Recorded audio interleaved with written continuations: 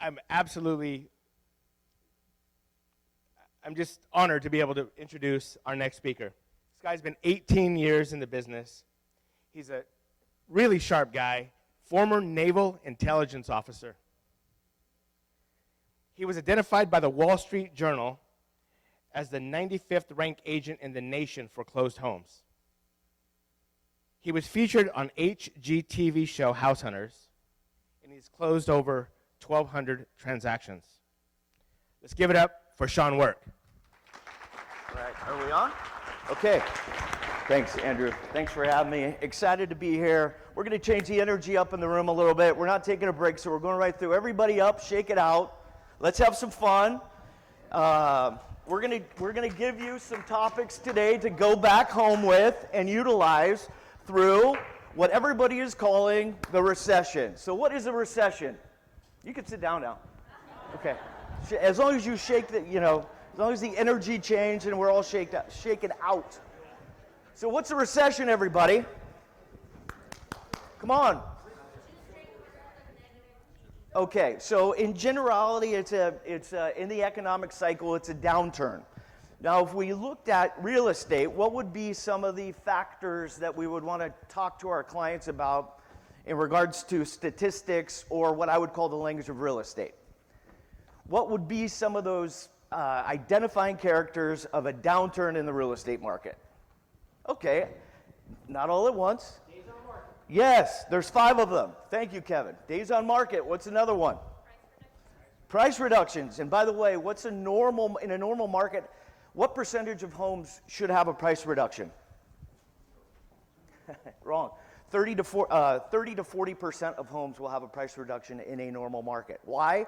For many factors: location, condition, access. They can't get in.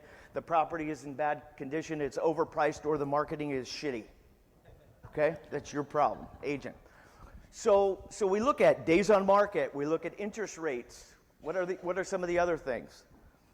Escrows falling out. In fact, 2 weeks ago, nationwide, there were 4,000 escrows that fell out.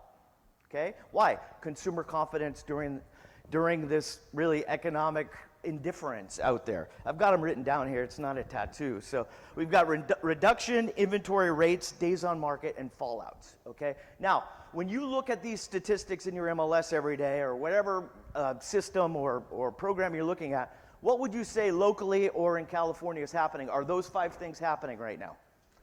Yes. So we're in a shift.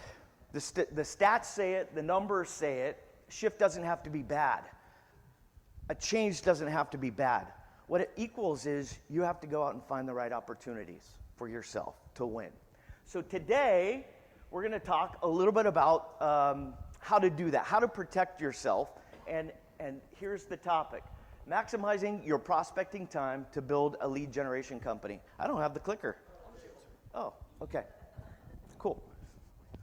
So I'll tell you a little bit about myself. I was in the Navy. I got out in 2004. My wife's a lender for Wells Fargo, and she says, Sean, you got to get your real estate license. My last 3 months, this is no hit on me or in a good way, but my last 3 months, my military service, I was an instructor at Top Gun because I had deployed the previous 33 months. So I came back, got my real estate license, and started selling real estate in 2004. Closed 32 deals my first year. And thought, I was going to go into the FBI. I thought, I'm never going to the FBI. Went from making $40,000 to over $200,000, right? So why do I share that with you? Because a lot of you guys are in your own head about the market, about how to start your own business, about your branding, about the marketing, what you're doing on a daily basis. The only reason that I was able to accomplish that feat the first year was because I didn't know enough to hold myself back and just went out there and got into action. And what I would say is I brought the book Shift. How many of you guys have read the book Shift before? Okay, that's not enough hands. We got to get our butts to the bookstore and buy the book Shift. Regardless of what brokerage you're at, Gary Keller is a brilliant guy, and he's written 2 of the most incredible books for real estate agents ever published. One of them is the MRA, and one is the other one is Shift. And in that book, Gary says the following. He says, those that live life to the right of average are in action. So as you think about this shift, As you think about what's happening to your business, how your business is going to change, where there's opportunities, the longer you think, the less in action you are going to be. The success of your business amounts to how quick you can implement. Does that make sense? Okay, so get out there and implement. Let's see if this works. So here's the topic that I'd like to talk to you about today. How many new agents do we have in the room? Less than 2 years. Okay. You're really building two companies. You're building a marketing, a prospecting, a lead generation.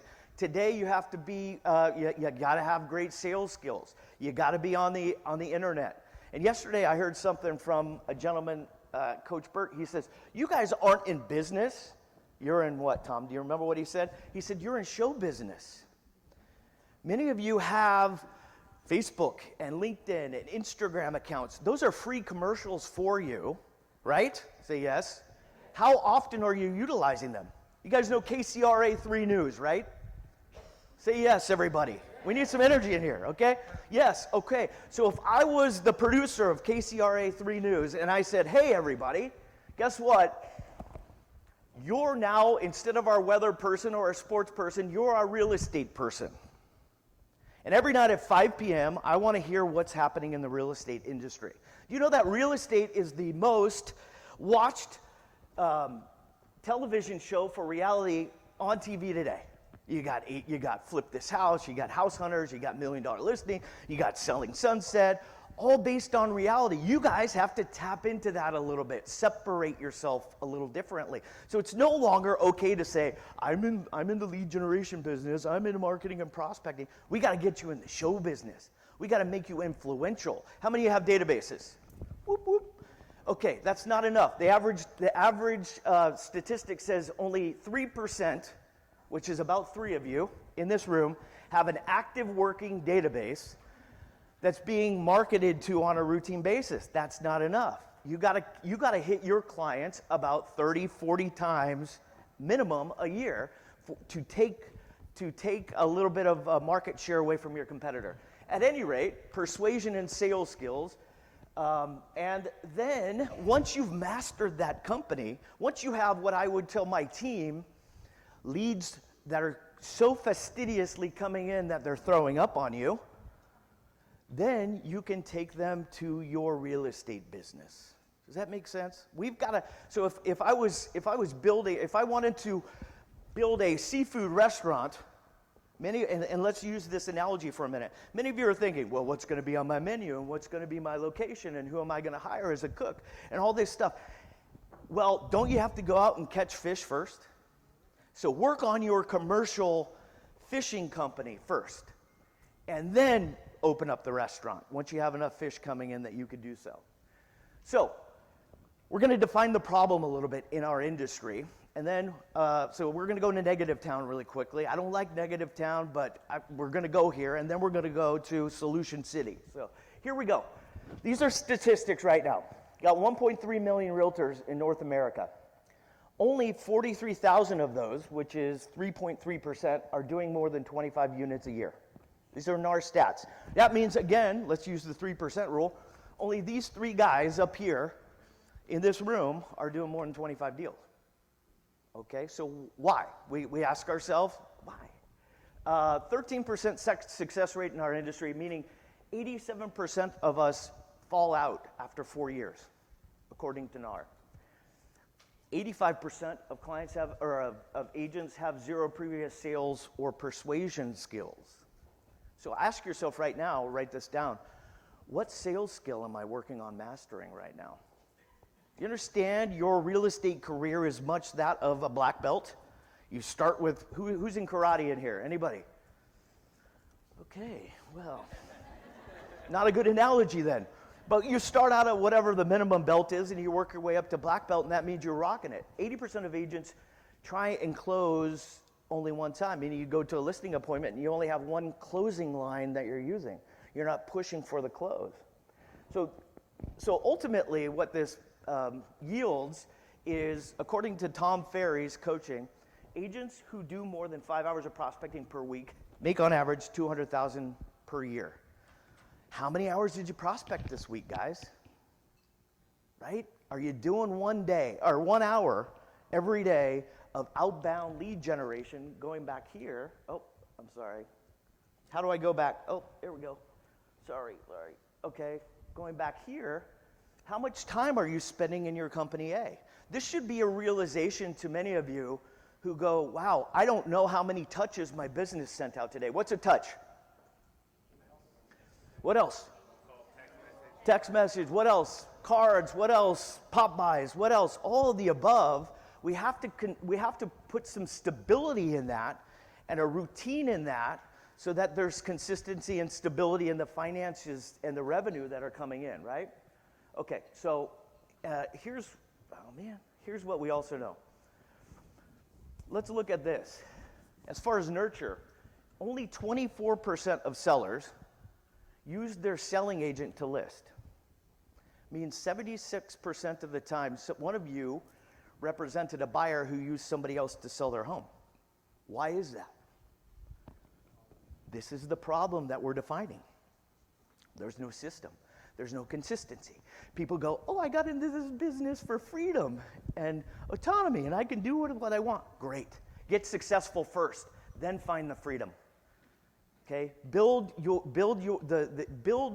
your business first, and then revel in the success, not the reverse. So everybody's got their piece of paper here, right? Okay. Is it for me? Just kidding. It's a joke. Okay. Take out your piece of paper and let's ask some questions here.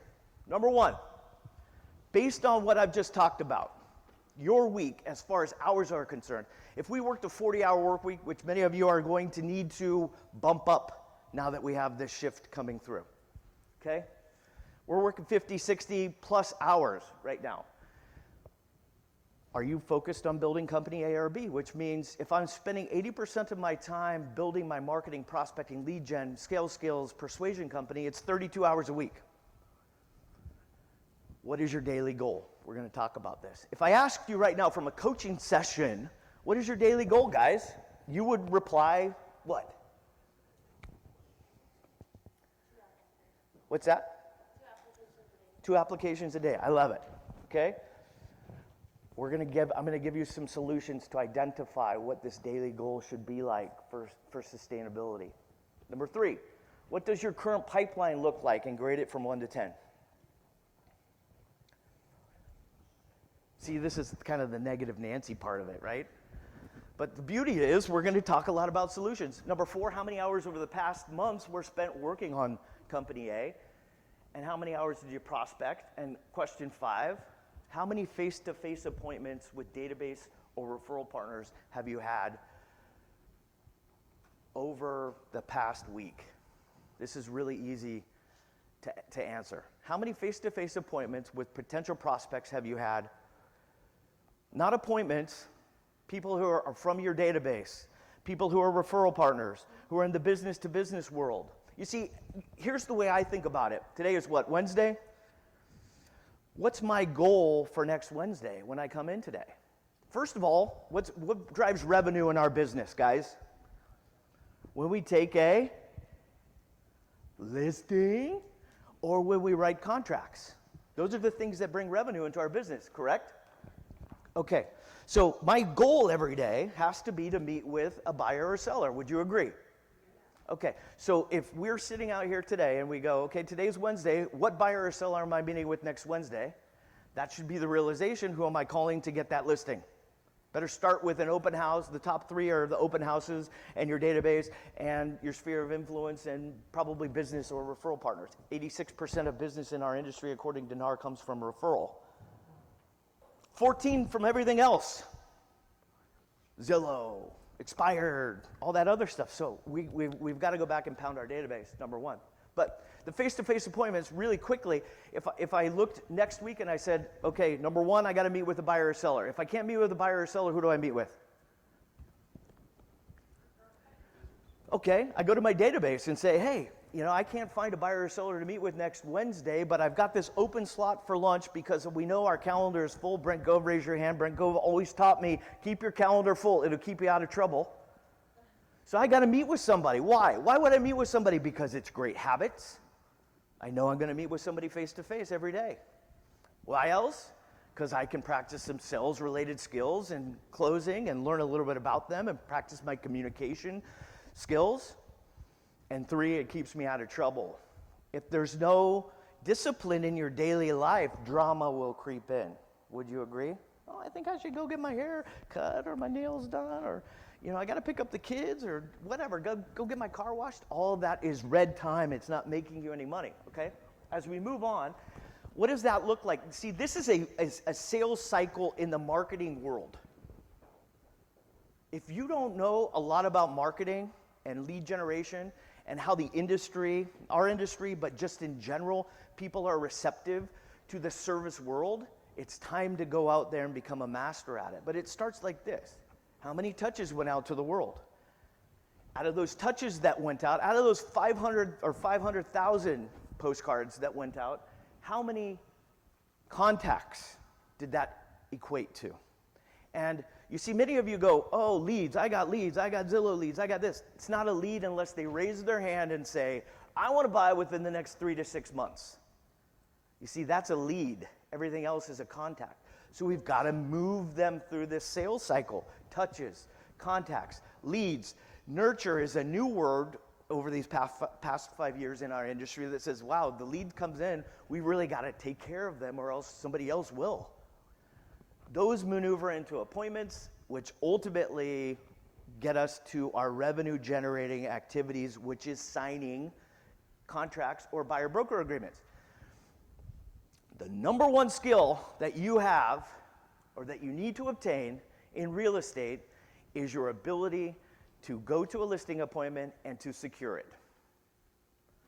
Why do I say that? Listings, we at Keller Williams, I was at Keller Williams for 14 years. I'm going to fall off the stage and I haven't even been drinking yet. We always talked about leads, listings, and leverage. You see, the difference between representing buyers and representing sellers is the difference between having a product and having a service. Okay? It's much easier to sell a product than it is a service. Why is that? Because think about going to the mall. What service do you buy at the mall? Okay. Entertainment. That's about it. Everything else is retail driven. Why? Because people are going there to immediately transact, not to get service. You don't see insurance people there. You don't see financial planners there or CPAs there. And take it from me, because I had a kiosk in the mall, real estate doesn't work either. They're not in that mindset. Many of you, going back and talking about marketing, many of you put the retail overlay of what it looks like to market into our service industry. It's different. You're marketing your service, which is you. You are the product, aren't you not? So how are you marketing yourself? What's your value proposition? If I think about real estate, do I think about you? Does your family, your friends, your sphere of influence think about you? When they go, what's happening with the market? Do they call you? That's how you know that you're influential over them. And I'm going to give you some tactics and techniques to try and maintain and obtain that influence. Ultimately, how many contracts written or listings signed as you're continuing to answer these questions? Kevin said it earlier, you're the president of your company. I would say that you are. Your main job is to be a chief marketing officer. What does that look like? If I hired you and I said, okay, team, here we go. We're going to have a meeting each Monday, and we're going to talk about the cycle of marketing. How many touches went out from our business? And ultimately, because of those touches going out, maneuvering through the sales cycle, contacts and leads and nurtures, written contracts, what was the revenue that came in, right? That's the conversation you need to have with yourself each week. Stop being so focused on the real estate side of it, because what I've seen in my career is, and I'm going to sweep back just to clarify that, what I've seen in my career is those people who take action immediately, they have sustainable business. There might be a dichotomy between knowing how to write the best contract and going over the disclosures the best and being the best marketing person. Know what I'm saying? Okay. So we want to focus on being a great marketing and prospecting and business person, and then really hone our skills on real estate for those new agents. And this is what it looks like. This is the flow chart. I'm not going to dive in because this is what I've talked about, but as you're building company A, the predictive number of touches that yield contacts, leads, nurtures, and appointments, and we haven't even talked about real estate yet. Once you get that appointment and you sign that contract, then you bring them into company B. Guess what the thing about company B is for those of you who want to build a huge organization, who want to build an empire, who want to leverage this out? Most everything in company B can be done by somebody else. I can hire a TC, I can hire a buyer's agent, I can hire a listing specialist. But guess what can't be leveraged out? The relationships that you're building and the systems for marketing that you're building. Understand? Okay. How am I doing on time? Okay. Cool. So, here's the, I'm not going to go into that. Here's what we know. Especially during a recession, especially during a downturn. And here's why I say this. Because units will drop off. Units will drop off. Do you know what the average number of listings that are typically on a market in a healthy, normal market are in the U.S.? Anybody? It's about 1.25 million listings active nationwide. 2 months ago, you know what we were at nationwide? 250,000. You know where we're at today? Just watch the video. It's about 400,000. So we've picked up almost, a third more listings in 2 months as rates have gone up. What does this mean for your business, guys? It means you got to go down and you got to go out and quadruple down on your activities. It means you got to go out and quadruple down on the relationships that you have. You see, people, Grant Cardone says this, he says, strangers have your money. Think about that. Strangers have your money. You got to get out there, meet new people, meet new business owners, and you're going, well, where do I meet new business people? Hey, how about go to LinkedIn? How about use the script? Andrew, hey, this is Sean. I see that we've been on LinkedIn and connected for almost a year now. And, here we are halfway through the year. And I just wanted to reach out and say, would you be interested in having a 10-minute conversation about business building with me next week over coffee? Please, yeah, okay. And if not, who cares? Hang up and keep dialing through your LinkedIn connections. Those will get you the face-to-face appointments. Here's why. How many lenders in the room right now? Okay, lenders. Okay, how many real estate agents have called you last week for an appointment? How many?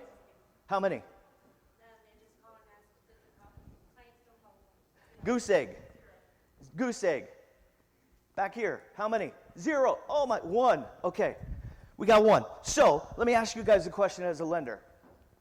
Do you have people in your pipeline right now who are approved, who are ready to go, but either can't find the right house, have been teamed up with the wrong agent who hasn't educated them about the market, needs a consultation to get them back in the game? Do you have a series of those people in your pipeline right now? What? Yes. Okay, why the hell aren't you guys calling them? You know what's so funny about this is it's not just lenders. It's CPAs, it's attorneys, it's financial planners, it's builders. It's everybody you need to go out and build a relationship. Now you're going, well, what do I have to give them? Guess what? Some of them don't want your leads. We refer business back and forth for 3 reasons. Anybody know what the first one is? I just said it. Scratch my back, I'll scratch yours. Okay? Some people don't need new leads because they're great prospectors. You know what they need? They need agents to go out and close deals. And the third factor, which is probably the most underutilized in our industry, is because you provide value to them. 3 minutes. I got 3 minutes. So I'm off on tangents everywhere. It's like gray squirrels all over. At any rate, the idea behind it is you don't have to be a great real estate agent to provide value to other people. Hey, could I help you work on your database? Hey, do you need a new headshot? Hey, would you like to come to this sales training meeting? You have so much to offer, but many of us are sidelined into tunnel vision. All right, so here we go. I got 3 minutes left, so I'm going to burn through this. Here's the elements of building a successful marketing and prospecting company: mindset, knowledge, organization, and habits. And our goal is daily prospecting to make and establish a robust pipeline. We want you to have such a large pipeline that you go, oh man, I'm closing this next month, and this the following month, and this the following month. That's your primary goal. There's a lot of more information here, but we talk about amateur salesperson being versus the professional salesperson, and you're going to send these slides out, right? So you'll have all this information. But here's the difference between being a professional and being an amateur.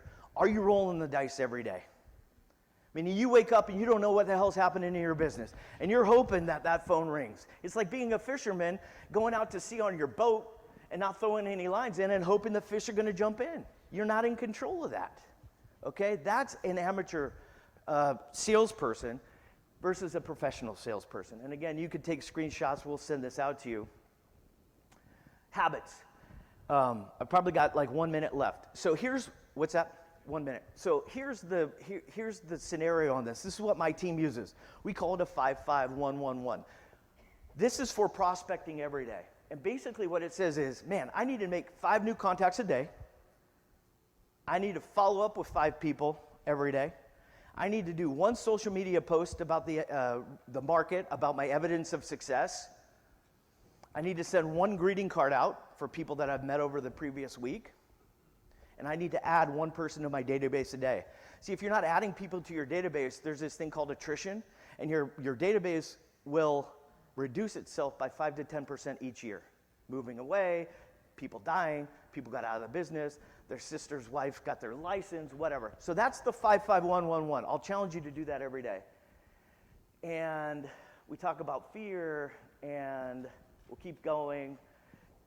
Right now, you got to be sharing the narrative of what's happening in the market with your sphere of influence. They're scared. I got 4 calls from some of my top clients last week. What's happening in the market? You got to be pumping this information out on a routine basis. What's happening with rates this week? What's happening with price reductions this week? What's the hot sheet look like this week?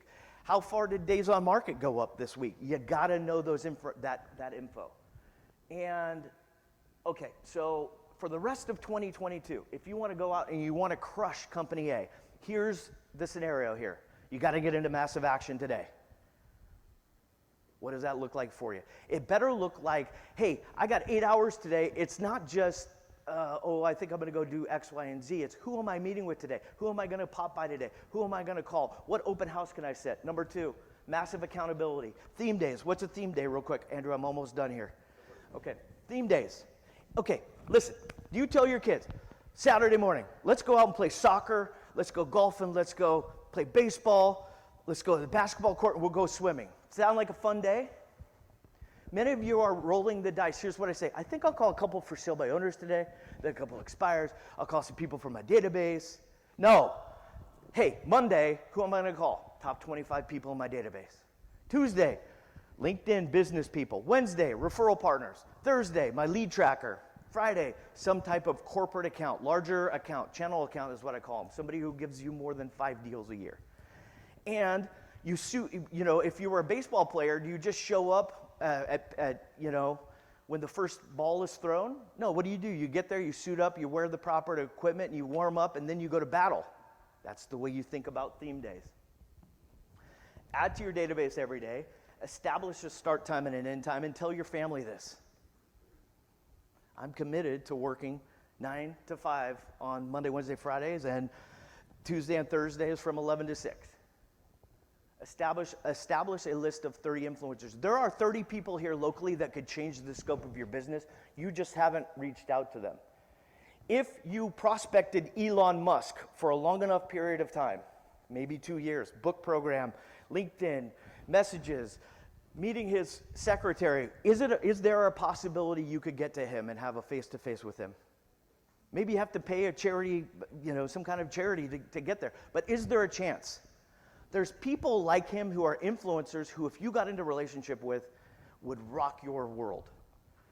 Next, you got to implement that business-to-business program. If you're not meeting with, there we go. If you're not meeting with a buyer or seller tomorrow, you better be meeting with somebody from your database or your referral partner program, your business-to-business. Make a list, 30 lenders, 30 financial planners, 30 CPAs, 30 builders, 30 whoever, and go and meet with them. Okay, that's all I got.